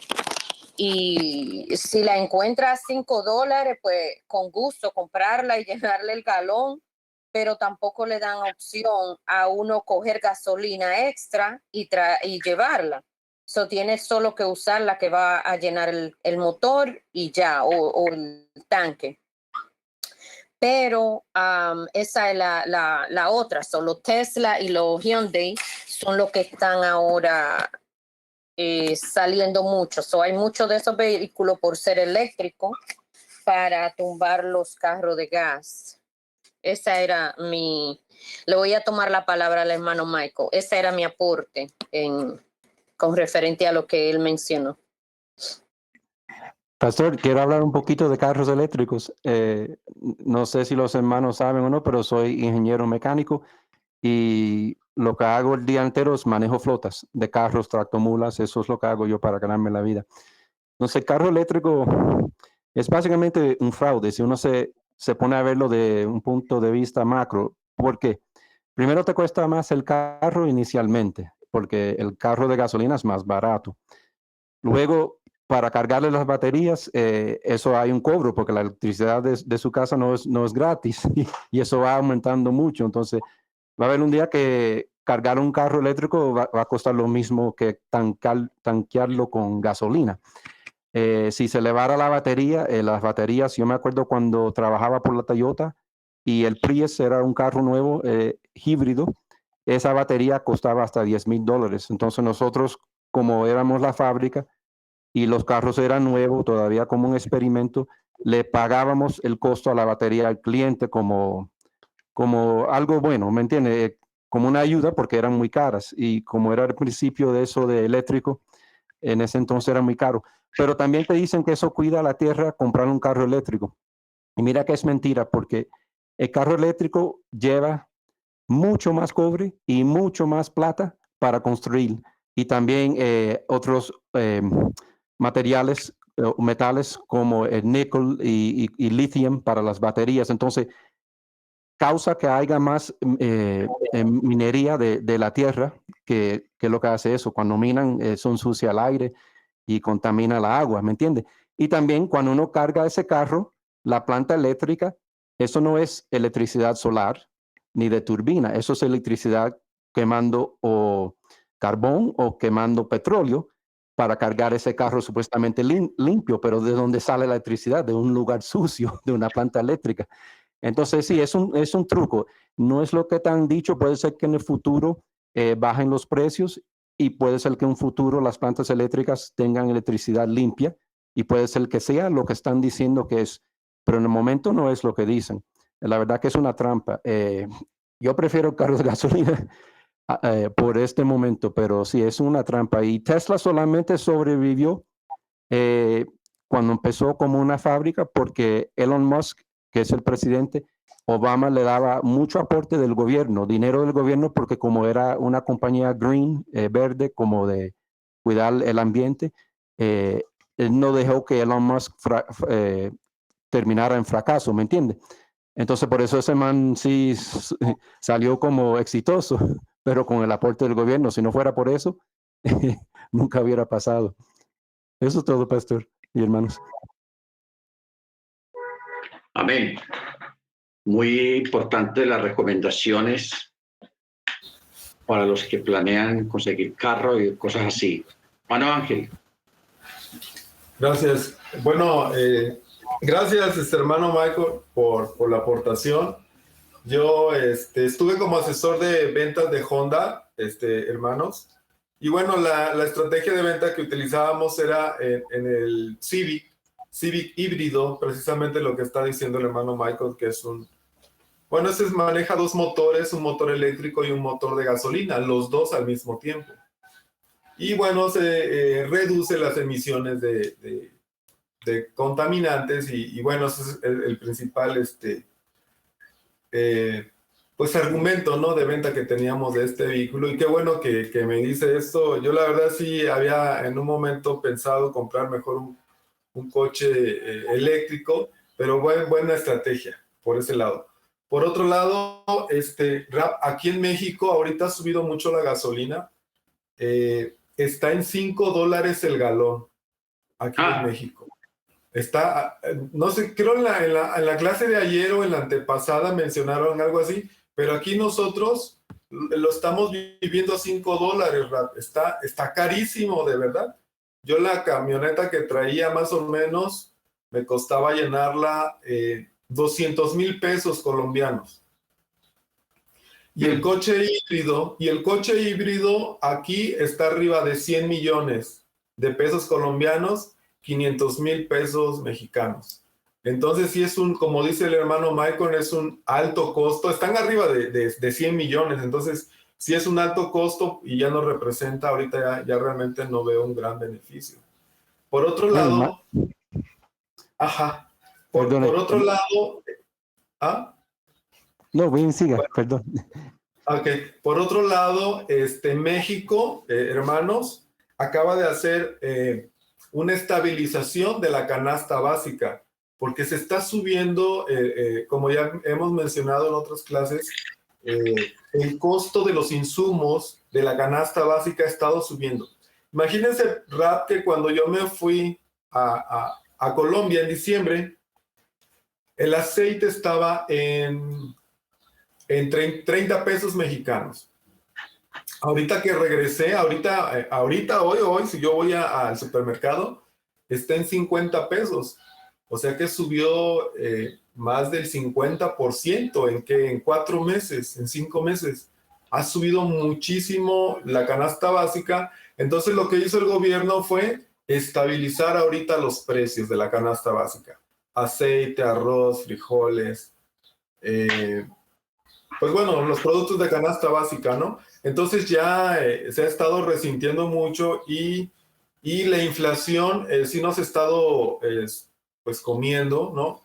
El peso ya ha estado perdiendo, ya hemos perdido mucho el poder adquisitivo y ya se empieza a resentir los estragos, pues como ha dicho el hermano, ¿no? No solo por la guerra, ¿no? Sino que son cosas que ya veníamos arrastrando, pero ya se empiezan a resentir en toda la población. Pastor, sería mi aportación. Una cosa que iba a decir, Pastor, y el hermano Ángel, como trabajó en banco y tiene experiencia con contabilidad y cosas así, cuando uno compra un carro eléctrico o híbrido, uno lo que hace es dice, bueno, pagué $10,000 más adicional comparado a un carro de gasolina, ¿cierto? 10,000 extra. Entonces, ¿cuánto tiempo va a pasar para que en lo que me ahorro en gasolina me paguen los 10,000 de vuelta? En otras palabras, si me ahorro $1,000 al año en gasolina, entonces ese carro le va a tomar 10 años devolverte el dinero extra que pagaste. Entonces no es buen negocio en ese sentido.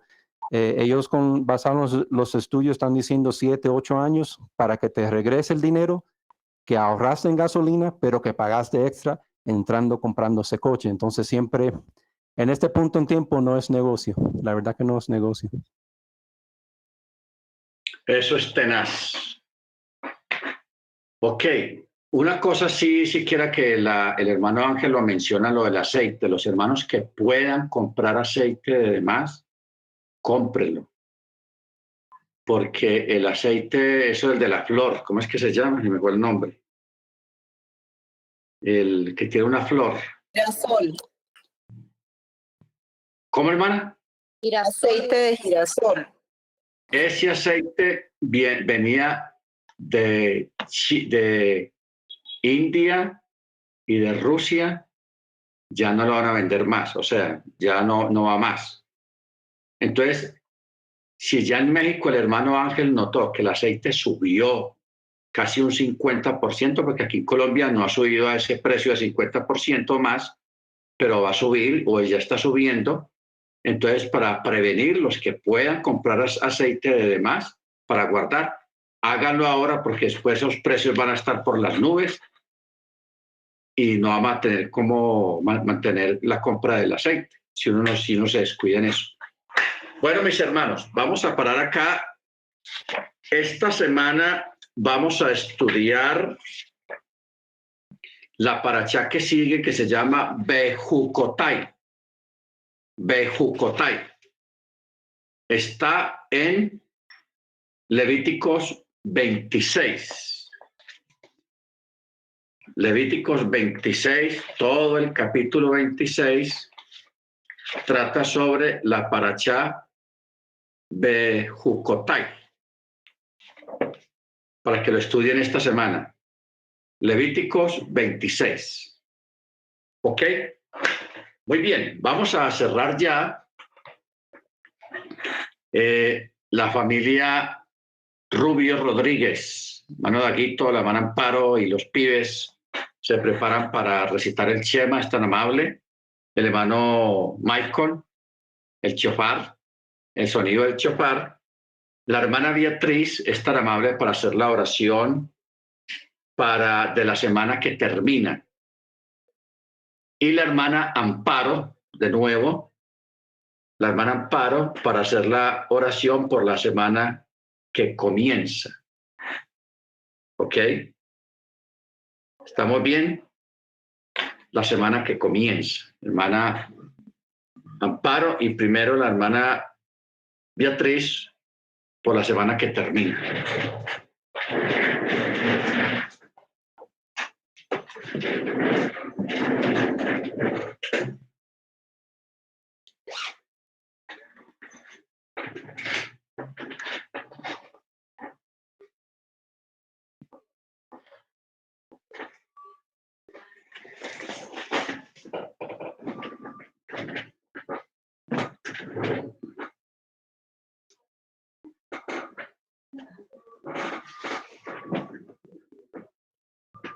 Bien, pues, hermano Dagoberto y familia,